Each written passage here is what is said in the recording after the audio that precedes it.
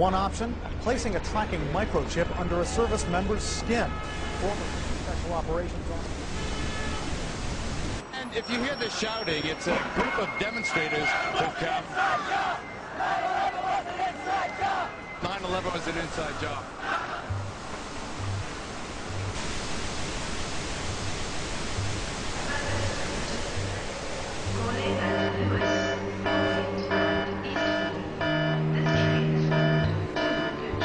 It's no longer a theory. What I'm about to say is fact. The secret organizations of the world power elite are no longer secret. They have planned and are now leading us into a one-world communist government. Well, there have been extraordinary scenes in Berlin tonight as thousands of people gathered to hear Barack Obama deliver key foreign policy speech on his current European tour.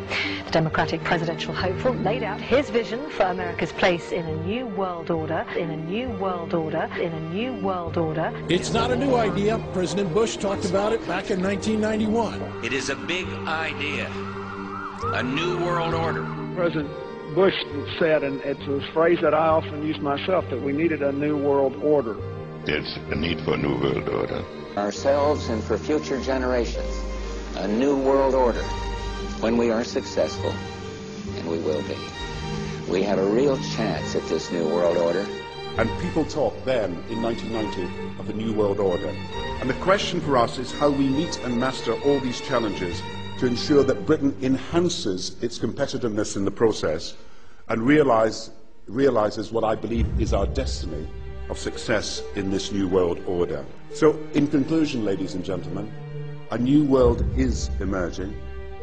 It is a new world order with significantly different and radically new challenges for the future.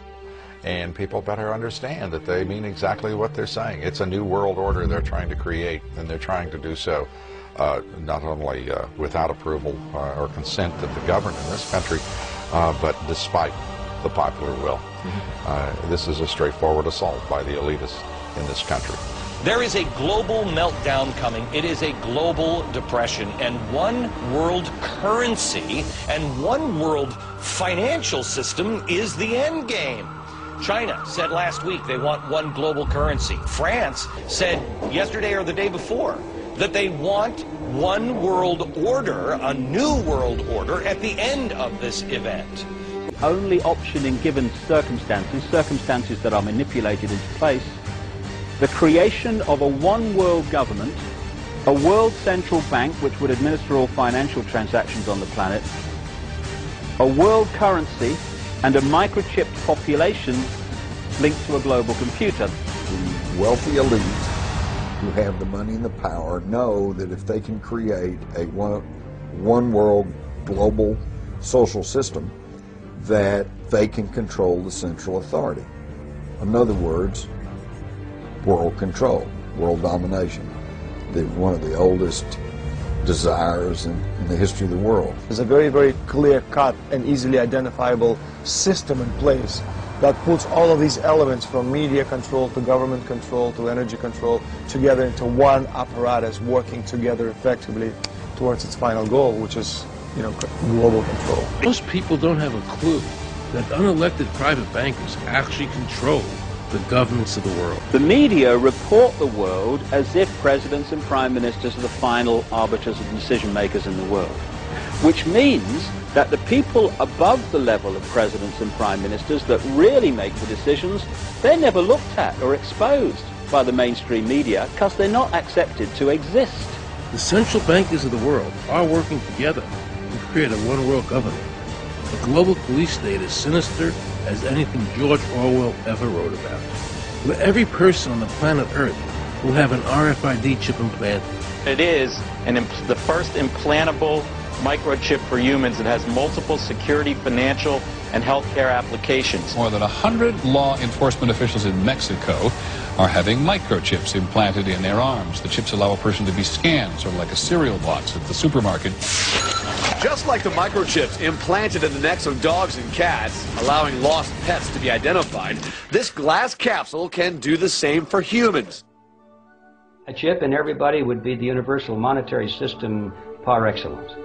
because there'd be no escape from it, and you'd be totally under the control of those who issue the electronic impulses in that chip. FEMA's coffins for the American people. There are over 600 prison camps in the United States, all fully operational and ready to receive prisoners. They are all staffed and even surrounded by full-time guards, but they are all empty. These camps are to be operated by FEMA, Federal Emergency Management Agency, should martial law need to be implemented in the United States. And here is the best part. Tens of thousands of caskets, filling up FEMA-trained yards. Why did American troops simply dump the hundreds of thousands of dead bodies they found in the German death camps into simple pits without coffins? Because when you're planning the deaths of hundreds of thousands, a rotting corpse means nothing in long-term objective. So why not use a simply plastic container that you can make millions of, and stack bodies like cordwood, until you can build those industrial ovens to take care of the mess? You can simply roll those plastic disposable containers right into the ovens, without having to look at those horrid death faces.